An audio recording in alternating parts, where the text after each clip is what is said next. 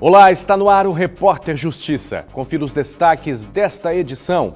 25 de maio, Dia Nacional da Adoção. Uma reportagem especial vai mostrar para você como funciona o processo para que uma família consiga na Justiça o direito de adotar uma criança. Judiciário inicia prazo para credenciamento de conciliadores e mediadores no Tocantins. Saiba os detalhes desse credenciamento. Em Caseara, cidadão descobre que era servidor da Câmara de Vereadores sem ter nunca trabalhado no local. E Justiça condena o município por danos morais. Furto e roubo. Você sabe qual a diferença entre esses dois tipos de crimes? Descubra no quadro Entenda Direito. E ainda, no quadro Por Dentro do Judiciário, a gente tira uma dúvida sobre foro privilegiado. Tudo isso a partir de agora no Repórter Justiça.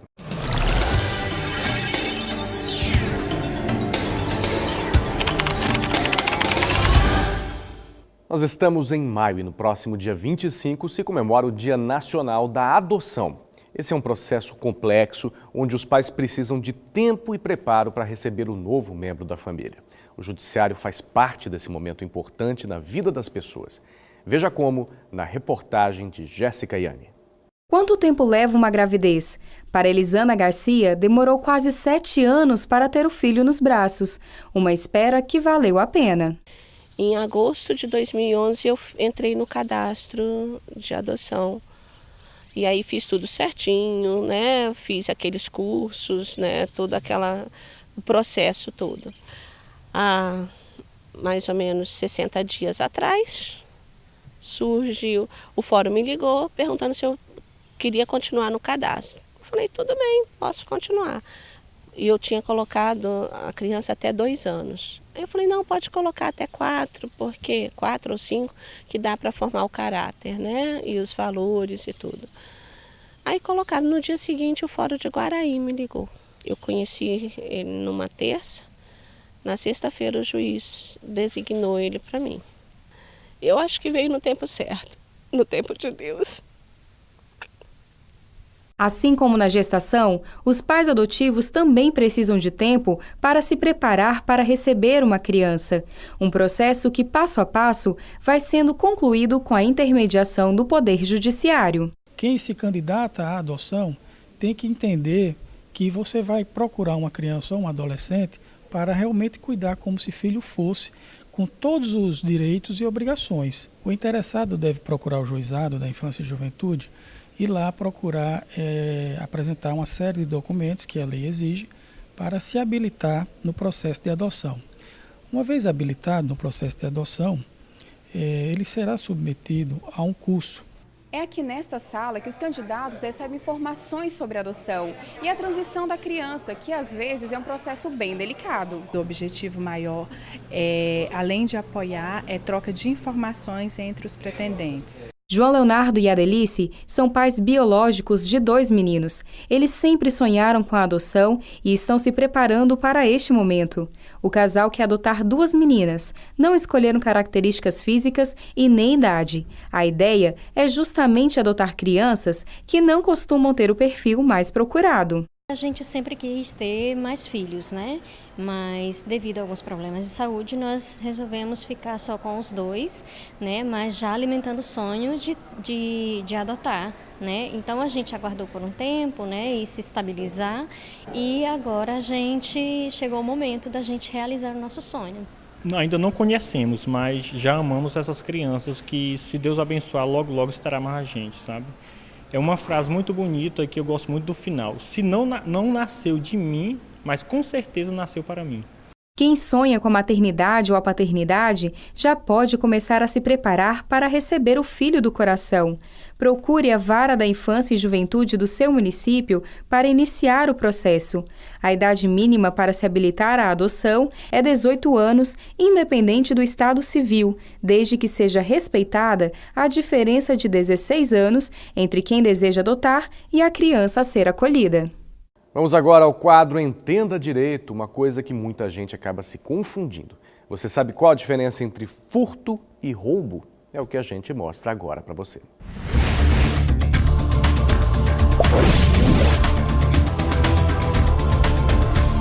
Crimes contra o patrimônio, furto e roubo são infrações previstas no Código Penal. Em ambos os casos, este tipo de crime é descrito como subtrair para si ou para outrem coisa alheia móvel. A diferença está na maneira de se cometer a infração penal. O furto não é realizado mediante grave ameaça ou violência, o que torna a condenação mais branda para quem o comete. Na maioria dos casos, de acordo com o artigo 155, a pena é de 1 a 4 anos de reclusão e multa, mas pode ser aumentada quando a ação criminosa é praticada durante a noite. Já a pena para o roubo, onde está presente ameaça e violência contra a vítima, varia de 4 a 10 anos de reclusão, além da multa. O artigo 157 do Código Penal também prevê aumento de pena quando a ação é praticada sob certas circunstâncias, como utilização de arma, auxílio de mais de uma pessoa para cometer o crime e restrição de liberdade da vítima, que é o caso de roubo com reféns. A seguir, sem nunca ter trabalhado na Câmara de Vereadores de Caseara, lavrador descobre o uso indevido de nome em contrato e consegue reparação do erro na Justiça. E ainda veja como participar do edital de credenciamento para conciliadores e mediadores do Judiciário. A gente volta já já.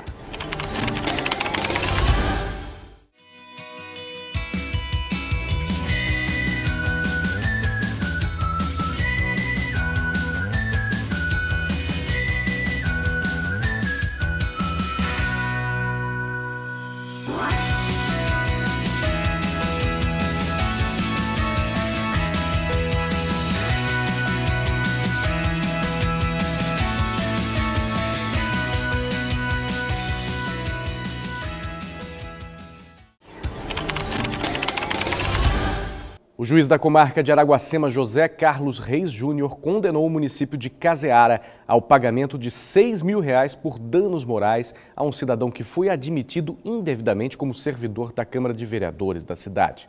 O autor da ação, Senzico Francisco Fernandes, alegou que descobriu que em janeiro de 2001 foi nomeado servidor da Câmara como secretário. Só que ele é morador de Itaporã e nunca esteve em Caseara, muito menos na Câmara de Vereadores, e não sabe por que o seu nome foi inserido como servidor do órgão. Ele só descobriu o problema porque estava reunindo informações para entrar com pedido de aposentadoria junto ao INSS. Para o juiz, o lavrador teve o nome utilizado de forma ilegal e o caso deve ser investigado pelo Ministério Público para verificação de uma eventual fraude. O Judiciário está credenciando conciliadores e mediadores judiciais para atuar no Tocantins. Alguns já iniciaram os trabalhos, mas se você também tem interesse, saiba que ainda pode se credenciar. Confira os detalhes com o repórter Abelson Ribeiro. Os profissionais credenciados pelo Poder Judiciário para atuar nas funções de conciliador e mediador judiciais já estão atuando nas comarcas do estado. Em Araguaína, os serviços tiveram início no mês de abril e nas demais comarcas do estado devem ter início ainda no mês de maio. O edital continua aberto e os interessados devem se inscrever no cadastro de conciliadores e mediadores do Tribunal de Justiça. Para mais informações, acesse www.tjto.jus.br ou ligue 3218-4348. Abelson Ribeiro para o Repórter Justiça. Por dentro do Judiciário, a dúvida de hoje é sobre foro privilegiado. Confira. Meu nome é Francisco, eu gostaria de saber quem pode ter foro privilegiado. Francisco, é o seguinte, o foro por prerrogativa de função, o foro privilegiado, conhecido assim, é previsto na Constituição para certas autoridades serem julgadas por certos tribunais. No dia 3 de maio, o Supremo Tribunal Federal alterou essa competência apenas para deputados federais e senadores da República por crimes comuns cometidos a partir da diplomação pela Justiça Eleitoral e se tiver a ver com o exercício da função de parlamentar federal. Se não tiver a ver com o exercício da função parlamentar e não for praticado até a diplomação, aí vai para a Justiça de primeiro grau. Se for praticado após a diplomação, o Supremo Tribunal Federal, como é hoje. As demais autoridades, prefeitos, governadores, ministros, magistrados, procuradores, promotores de justiça, esses ainda continuam com os chamados foros privilegiados. Bom, eu fico por aqui. Muito obrigado pela sua companhia. Para rever esse e outros programas, acesse o canal do TJ no YouTube. Outras notícias do Judiciário também pelo nosso site e pelas nossas redes sociais que estão aí no seu vídeo. Não deixe de acompanhar, tá bom? Até mais, até a próxima.